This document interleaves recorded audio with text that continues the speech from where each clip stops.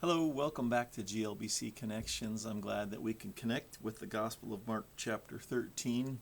Don't watch this video if you want details about the timing of the return of Jesus, but you should watch this video if you want to be ready for the return of Jesus. And so we'll be looking at Mark 13, 1 through 13 today. And Jesus doesn't give them what they want, but he gives them what they need. That is, the disciples. We have the opening words of chapter 13. It says, as Jesus was leaving the temple, one of his disciples said to him, "Look, teacher, what massive stones, what magnificent buildings."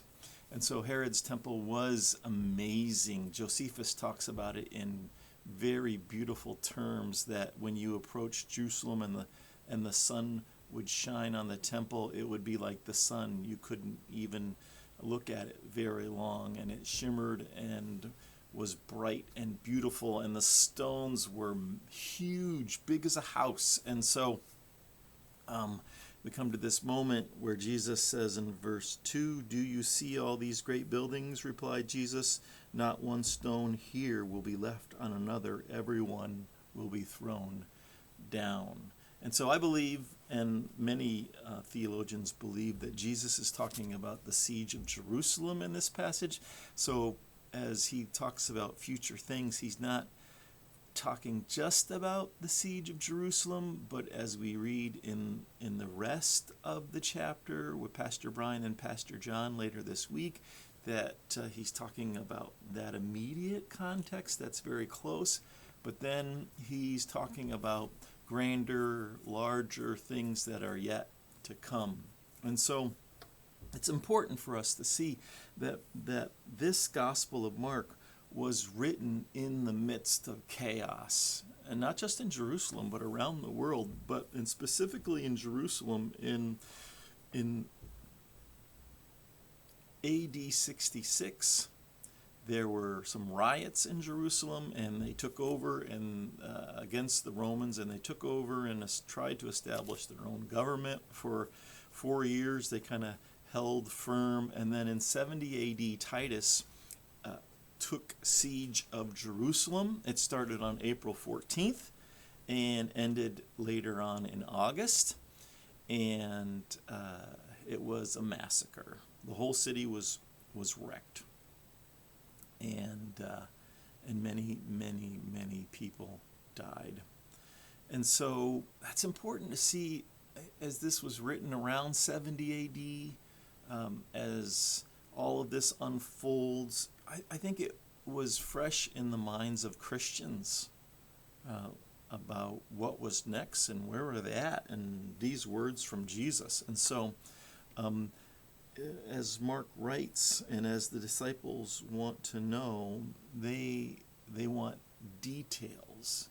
And so Jesus gives them not the details. And so it's not even straightforward as you read it, but he gives them what they need in it. And so Jesus gets alone with Andrew, Peter, James, and John on the Mount of Olives, and we see what happens in verse 5. And the first thing that Jesus gives them is, watch out that you are not deceived. Verse 5, watch out that no one deceives you. Many will come in my name, claiming, I am he, and he will deceive many.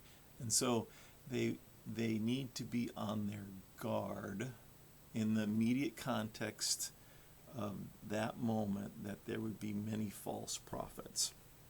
So they need to be watching out. That's a key word in the passage. Verse 7, the second thing that Jesus tells them is, don't be alarmed. When you hear of wars and rumors of wars, do not be alarmed. Such things must happen, but the end is still to come. Nations will rise against nation, and kingdom against kingdoms. There will be earthquakes in various places and famines. These are the beginning of birth pains. And so don't be alarmed. National and natural disasters will be happening all around. And so he just wants them to be ready for it. And then verse 9, you must be on your guard, or you must watch yourselves. That's the literal idea, is watch yourselves. And look at it, verse 9. You must be on your guard. You will be handed over to the local councils and flogged in the synagogues on account of me. And this we see in the book of Acts, right? On account of me, you will stand before governors and kings and witnesses to them, and the gospel must be first preached to all the nations. When you are arrested and brought to trial, do not worry beforehand about what you're going to say. Just say what is given to you by the Holy Spirit. And so be on your guard.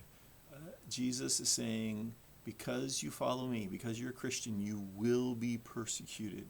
Keep preaching the gospel. The Holy Spirit will give you the words in those moments.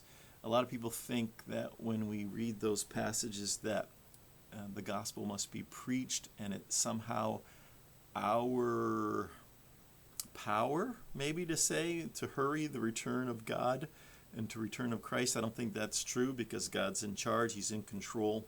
But it does motivate us, certainly, and gives us a responsibility to recognize that we must preach the gospel. And then if we jump down to verse 13, about more family relational problems, he says, in this, everyone will hate you because of me, but the one who stands firm to the end will be saved. And so there's this idea of perseverance, standing firm. And so the key to chapter 13 is to watch out and stand firm. And that's what we need when we think about the return of Jesus and the chaos that will come, no matter what we understand about the end. And the details are all over the place, and we're not 100% sure all the time. But the importance is not to get enamored with the details, but to make sure that you are watching out, watching over your own perseverance, and standing firm with Jesus Christ. That's what we need today, and that's what we'll need in the future. God bless.